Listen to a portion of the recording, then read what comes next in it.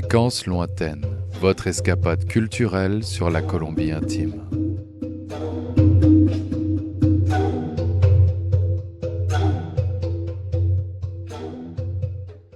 Dans cet épisode, nous allons parler telenovela. S'il y a bien une chose qui passionne nombre de Colombiens, ce sont les telenovelas. Vous savez, ces mélodrames conçus pour réveiller vos sentiments les plus profonds. Ces shows télévisés proposent un mélange, plus ou moins subtil, à base d'amour impossible, de belles-mères belliqueuses, d'héritage convoité, de manipulations osées et de secrets brûlant les lèvres. L'adultère arrive parfois en option, et là, c'est la cereza sobre el pastel, littéralement la cerise sur le gâteau. Le top du top, les telenovelas turques. Les amateurs sont unanimes, elles sont un ton au-dessus, gros succès en Colombie. Je ne compte plus les fois où l'on me laisse en plan au salon de coiffure. Les cheveux rabattus sur le front, les gestes deviennent soudainement hésitants. Oui, c'est bien cela, la coiffeuse ne répond plus. Je les vois alors se regrouper toutes les trois sous le poste de télévision. Tantôt bouche bée, tantôt scandalisée, un drame est en train de se produire. Elles secouent parfois la tête, dépitées. Il arrive qu'elles ne soient pas d'accord entre elles et prennent parti. Elles reprendront finalement le travail, émues, heureuses ou tristes. Cela dépend. Ce qui surprend davantage, c'est qu'une fois sorties du salon de coiffure, donc de la telenovela, la vie ne reprend pas vraiment son cours. À en croire le comportement des gens, le show se poursuit. Des petites caméras invisibles doivent sûrement être dissimulées avec une grande attention dans chaque coin de la ville. Au café, vos amis risquent de vous dévoiler des contrariétés assez similaires à l'épisode que vous venez juste de lâcher. Oui, c'est bien cela. L'intrigue continue. On serait à peine surpris si une belle-mère furieuse entrait soudainement sur scène.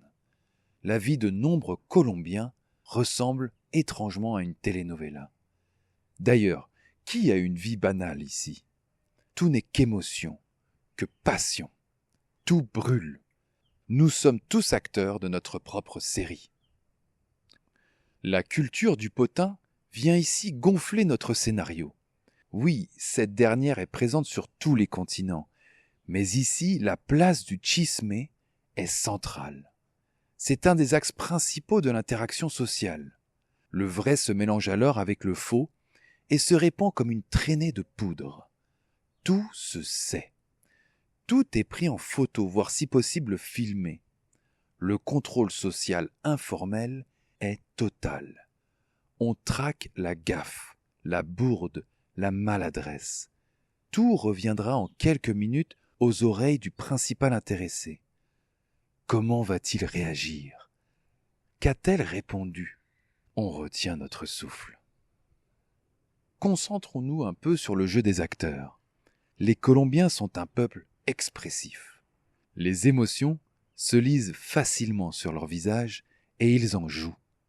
Difficile de leur dire non, de leur refuser un service, de leur annoncer une nouvelle difficile. Le ciel leur tombe sur la tête, et donc un peu sur la vôtre.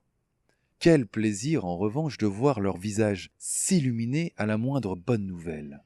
Vous verrez ici les plus beaux regards, les plus beaux sourires. Essayez donc de ne pas fondre. Le niveau d'élocution ? C'est bien simple. Ici, on ne parle pas, on chante.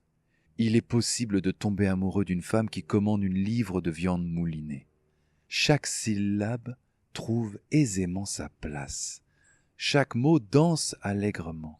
L'accent paisa est mélodieux. Il s'étire paresseusement en fin de phrase, monte et descend délicatement.